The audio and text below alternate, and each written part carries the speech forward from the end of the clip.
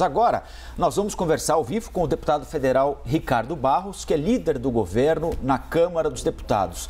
Deputado Ricardo Barros, mais uma vez, muito obrigado pela entrevista aqui para a CNN. Eu gostaria que o senhor nos falasse sobre o acordo engendrado entre Congresso Nacional, governo, para a sanção do orçamento deste ano aqui. Vão ficar de fora do teto de gastos, gastos emergenciais com a saúde, o Pronamp, aquele programa bem sucedido que o governo elaborou no ano passado, que permite a redução da jornada de trabalho em troca da redução de salário e, consequentemente, da manutenção de emprego. São cerca de 100 bilhões de reais que ficam de fora do teto de gastos. Do ponto de vista fiscal, na avaliação do senhor, o recado que o Congresso e o governo passam ao país, à sociedade, a investidores, é de compromisso com a responsabilidade fiscal? Com certeza. Você falou Pronamp, redução de jornada de trabalho, gastos com saúde, 20 bilhões, e auxílio emergencial, 44 bilhões, que foram autorizados numa PEC já votada pelo Congresso Nacional. Portanto, se você pensar que nós estamos numa pandemia, e no ano passado foram quase 700 bilhões fora do teto, e este ano estamos reduzindo para pouco mais de 100, está claro, transparente para a sociedade, o esforço que o governo está fazendo para combater a pandemia, que é a crise da saúde, e os efeitos econômicos da pandemia pelo isolamento social, que é a crise da economia e do emprego. Então, aí estão as medidas claras, transparentes, ninguém pode dizer que o governo não está mostrando claramente à sociedade qual o esforço que todos nós brasileiros estamos fazendo para combater a pandemia. Até porque esses gastos serão títulos da dívida pública que pagaremos no futuro. Deputado, muito obrigada, bom dia novamente. Alguns especialistas e economistas falam em jeitinho, em gambiarra nesse novo orçamento. Eu lhe pergunto, esse texto deve ser sancionado sem vetos por parte do presidente Jair Bolsonaro? Corre algum risco agora ainda de crime de responsabilidade por parte dele com esse texto? Não, nós aprovamos ontem uma emenda ao PLN 2, que deixa claro que o governo pode bloquear recursos que estão agora sancionados e só vai liberá-los para o gasto se a arrecadação for maior do que a prevista. Então, fica totalmente claro, né, que recursos que estão hoje, eventualmente, sem cobertura, serão bloqueados o seu gasto pelo presidente e liberados no futuro, se houver um excesso de arrecadação, que vem se apresentando agora nos primeiros meses. A arrecadação está um pouco acima da previsão. Então, se houver este quadro, o presidente poderá, com o excesso de arrecadação, sancionar o que foi votado. Se nós vetássemos tudo, o excesso de arrecadação teria que se transformar em novo crédito a ser votado pelo Congresso para depois poder ser executado. Então, nós preservamos a peça orçamentária, mas congelamos um eventual gasto que esteja a descoberto pela Receita, mas com a expectativa já realizada nos primeiros meses de excesso de arrecadação. Deputado, nosso analista de economia, André Jankowski, vai fazer uma pergunta ao senhor. André. Bom dia, deputado. Queria falar um pouquinho dos números divulgados pelo Instituto Fiscal Independente do Senado a respeito também de quanto que esse novo orçamento vai passar do teto de gastos. A gente vai ter cortes de emendas parlamentares, também cortes de gastos discricionários, investimentos do governo, mas mesmo assim eles veem pelo menos um rombo aí de 10 bilhões fora do teto de gastos. Com isso, queria saber do senhor se ainda há abertura para novas negociações com o Congresso, para de repente diminuir as emendas mais ainda, e como que fazer caso esses números divulgados pelo IFE sejam realmente comprovados, né, eles realmente aconteçam. Como vai ficar a questão do teto de gastos, que é um dos principais receios do mercado, que ele caia ainda em 2021? Não há nenhuma intenção do governo em retirar o teto de gastos. Nós precisamos, ao longo do tempo, criar um modelo de aprovação do orçamento sem indexações, sem vinculações, um orçamento livre. No ano passado, nós decidimos gastar muito em saúde e não gastamos em educação porque não tinha aula. Só que a lei nos obriga a gastar 25% em educação, obriga a gastar 18% em saúde, estados 12%. Então, é uma coisa que não conecta com a realidade. Nós temos uma situação em que o governo precisa ter liberdade, o Congresso tem responsabilidade para votar o orçamento. Então, o que eu quero dizer é, não há nenhuma intenção do governo em furar o teto de gastos. O que está sendo feito de forma transparente. Esses 10 bilhões a qual você se referiu, André, são os que ficarão congelados para a utilização em eventual aumento da arrecadação ou superávit de arrecadação, se houver.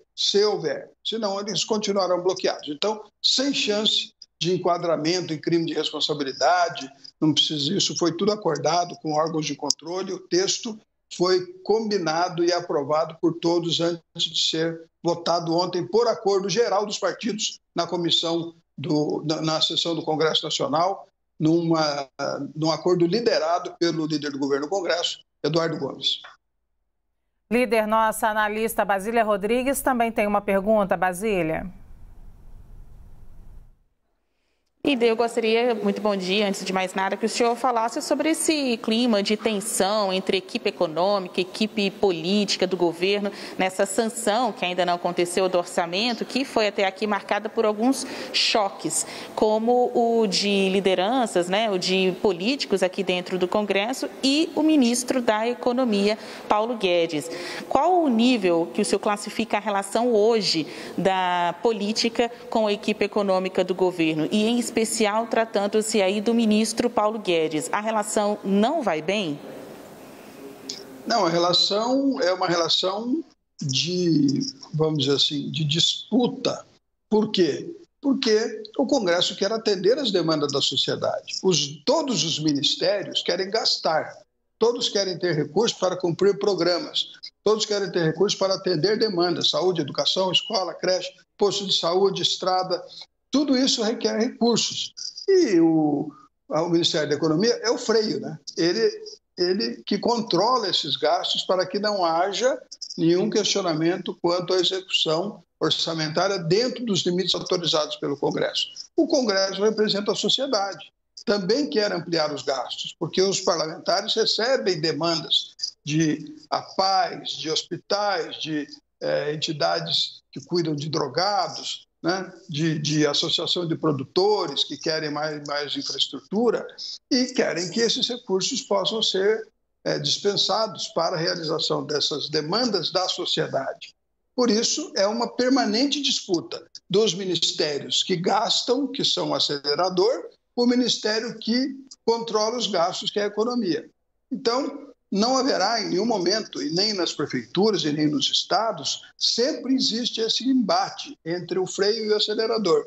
A economia, que é o freio, o acelerador, que são os ministérios, as secretarias de Estado, as secretarias municipais, que querem atender as demandas que batem à sua porta diariamente. Então, é um conflito permanente, mas a relação é boa, transparente e cordial, sem nenhuma dificuldade. O ministro Paulo Guedes tem muito prestígio junto ao presidente Jair Bolsonaro, vem conduzindo a economia da forma como se propôs desde o início, numa condução liberal da economia. Está aí o projeto de privatização dos Correios, que inclusive tem urgência na pauta de hoje, a privatização da Eletrobras, que já tem relator, deputado Elmar Nascimento, que já estará pronta para votar em poucos dias. Então, não há dificuldade no relacionamento. O que há é uma disputa, claro, quem quer gastar e quem precisa enquadrar o gasto dentro do limite orçamentário. Deputado, há uma aflição muito justa de determinados setores da sociedade, né? Nós estamos caminhando para o fim de abril já. Obrigada, eu vou sentar, tá bom? Daqui a pouquinho começa o 5º mês do ano e empresários, por exemplo, estão ansiosos pela aprovação de um programa que, como eu disse anteriormente, foi muito bem avaliado no ano passado, aquele programa que possibilitou a manutenção do emprego em troca de redução de jornada e redução de salário. E os micro e pequenos empresários há várias cidades e estados ainda impondo regras muito rígidas de distanciamento por causa do descontrole da pandemia, ansiosos também por ajuda que veio por meio do Pronamp no ano passado. A aprovação do orçamento definitiva no Congresso, a sanção do orçamento, vai permitir que esses programas sejam relançados, sejam recolocados rapidamente na praça? Afinal de contas, cada dia para um empresário, para um microempresário, é um dia de muito suor nesse momento que nós estamos atravessando, não é, deputado? No Pronamp, sim, o orçamento resolve. Na redução de jornada de trabalho, precisamos aprovar ainda um crédito específico desta área, porque ele não estava previsto no orçamento, né? Então, vamos aprovar um crédito de 10 bilhões para a redução de jornada e mais 10 bilhões para o Pronamp. São recursos para auxiliar a manutenção do emprego e isso tudo já está pronto, negociado, o programa está publicado, inclusive, mas só pode iniciar a sua execução quando votarmos o crédito. Isso deve acontecer imediatamente, deputada? Essa era uma pergunta porque eu quero fazer uma pergunta sobre os setores fragilizados. O senhor ainda há pouco falou sobre os gastos com saúde, que não tinha que gastar em educação. Mas acho que nos setores mais fragilizados também, junto com os empresários no ano passado e, claro, com os vulneráveis, foi a educação no Brasil. E aí muitos especialistas dizem que o governo deveria olhar mais atentamente para o setor da educação, por exemplo, fazer um projeto para que eles tivessem acesso online, distribuição de tablet ou coisa parecida. Existe essa preocupação do governo nesse momento de olhar com mais atenção agora para esses setores que continuam fragilizados? Sim, a disponibilidade de acesso à internet. Nós temos um satélite brasileiro que separou 20% da sua capacidade para a utilização do setor público, postos de saúde, escolas, todos que precisam de conectividade. Mas não há a demanda, né? As escolas não pedem a conectividade, né? Por quê? Porque a diretora que está lá, ela não entende de informática. Se ela pedir a conectividade, ela vai perder a direção para uma professora que tenha mais habilidade nessa área. Infelizmente, o Brasil foi abduzido pelas corporações. Não tem nenhuma razão para o professor não estar dando aula, nenhuma. O profissional de saúde está indo trabalhar, o profissional do transporte está indo trabalhar, o profissional da segurança está indo trabalhar, o pessoal do comércio está indo trabalhar, só o professor que não quer trabalhar, não? Então, nós estamos votando, inclusive, no Congresso agora, um projeto de lei transformando a educação em serviço essencial. O Brasil é o segundo país no mundo que não voltou às aulas, que não teve aula na pandemia. A média na Europa de período sem aula é de 70 dias no ano passado.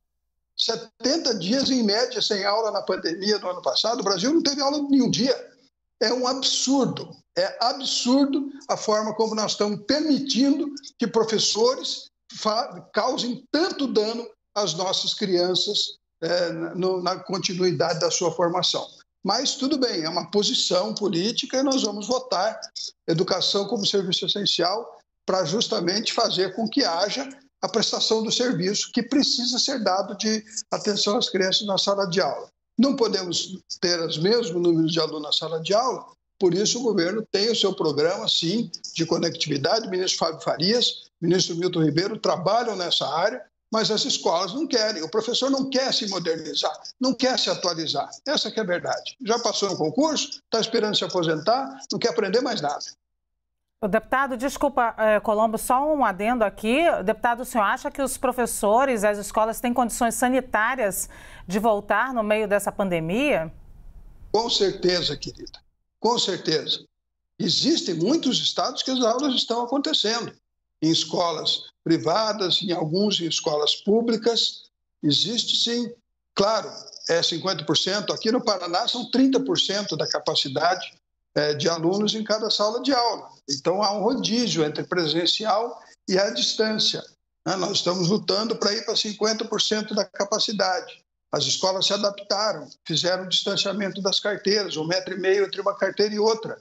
Mas há possibilidade de trabalho, claro, com restrição, mas precisa trabalhar. André Jankowski. Deputado, queria saber agora, a gente está falando de orçamento de 2021, mas a LDO de 2022 já foi encaminhada lá para o Congresso Nacional.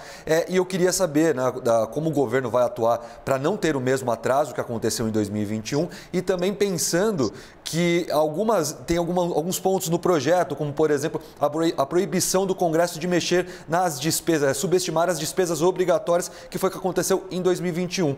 Como que está essa discussão e também, principalmente, como está essa relação com o Congresso para fazer esse orçamento de 2022 não atrasar tanto como foi em 2021? Bem, o orçamento de 2021 atrasou por uma disputa política que envolvia a sucessão da presidência da Câmara dos Deputados. Foi descumprimento de acordo, mas o orçamento 22 tem tudo para ser votado dentro das regras. Ele já está encaminhado ao Congresso Nacional, a LDO, né, já veio, e nós vamos analisar a Lei de Diretrizes Orçamentárias. Haverá uma disputa na LDO, o governo quer enquadrar o Congresso e o Congresso quer enquadrar o governo, obviamente. Né? Todo mundo quer ter o poder da decisão, da discricionariedade dos gastos. O parlamento foi criado justamente para votar o orçamento, para decidir como serão gastos os impostos arrecadados da população.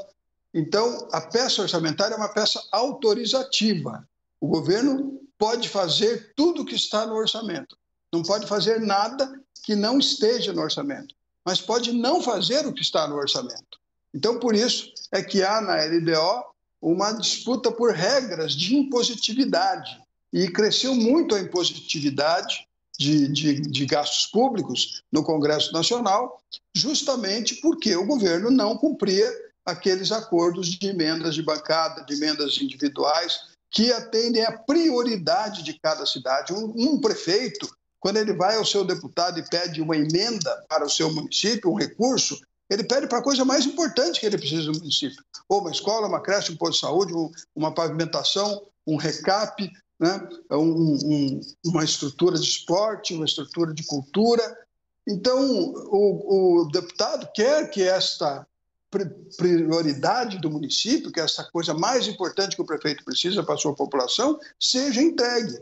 E nós estamos aí com 2 anos para começar a entregar um dinheiro aprovado no orçamento.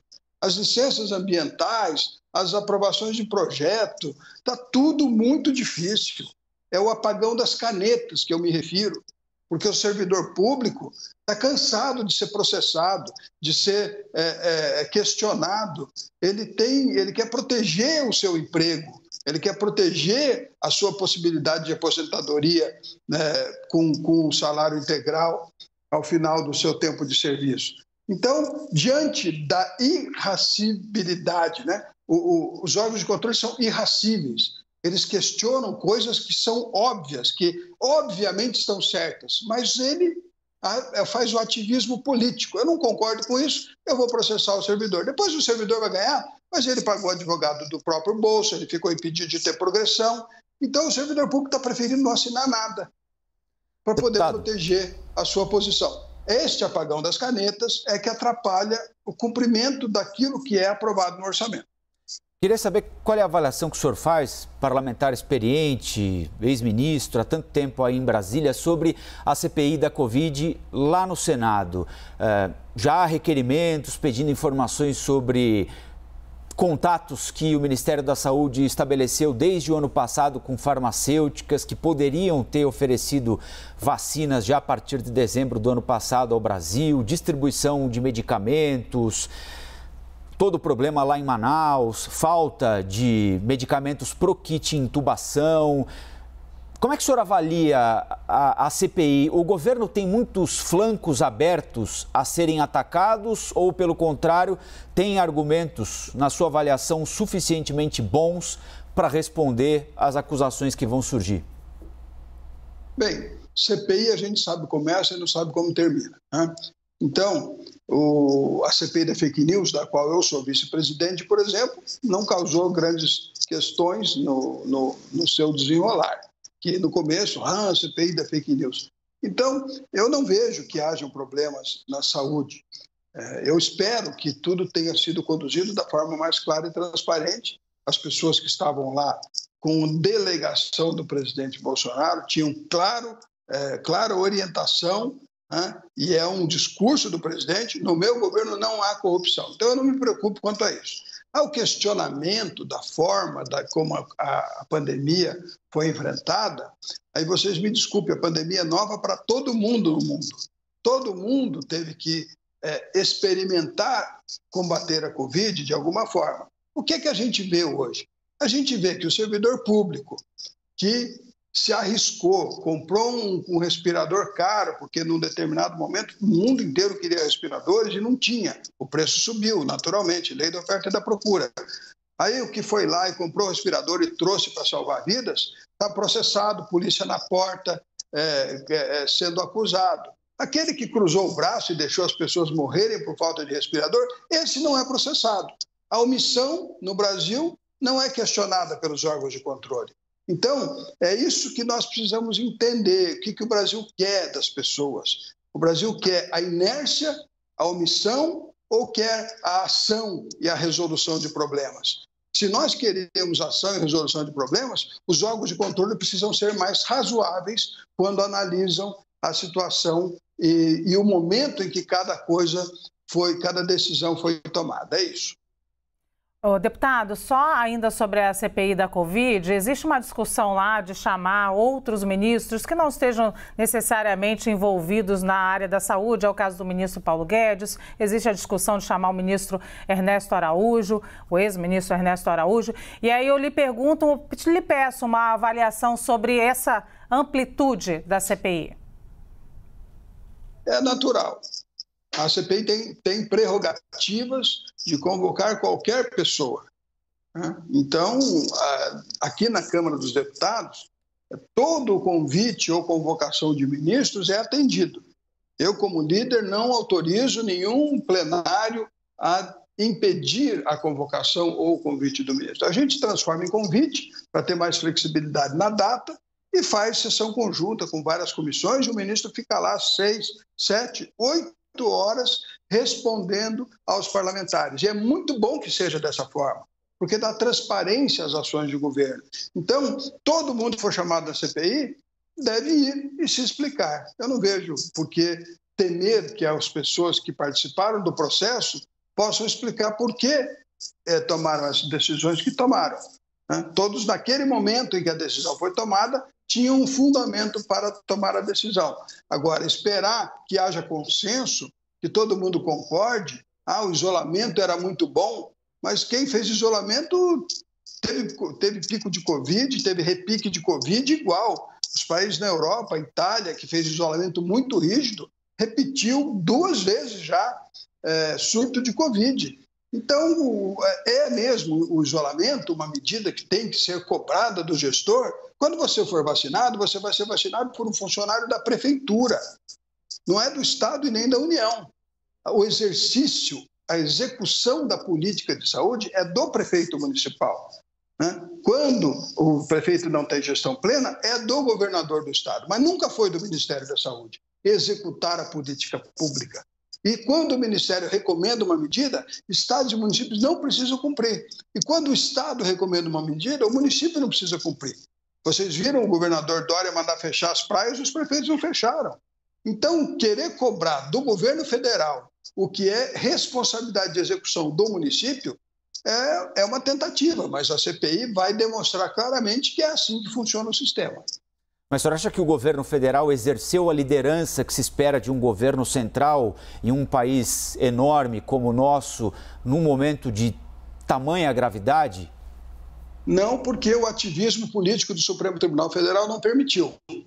Quando o presidente tentou impor a sua visão sobre a pandemia, o Supremo discordou da visão e, por 2 vezes, decidiu no seu plenário que a responsabilidade era de estados e municípios para conduzir a pandemia. Mas ele não tirou a responsabilidade da União, né, deputado?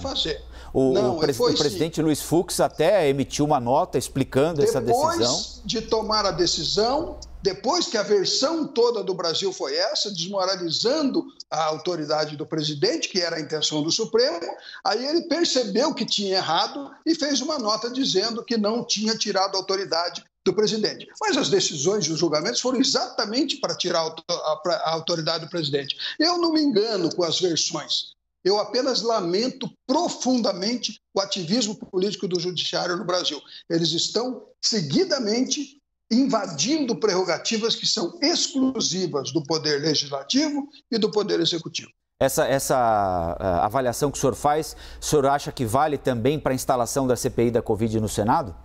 Com certeza. É uma prerrogativa exclusiva do presidente do Senado, como é uma prerrogativa exclusiva do presidente da Câmara fazer CPI ou abrir impeachment. E o Supremo agora está cobrando do presidente da Câmara por que não abriu o impeachment. Porque é prerrogativa dele.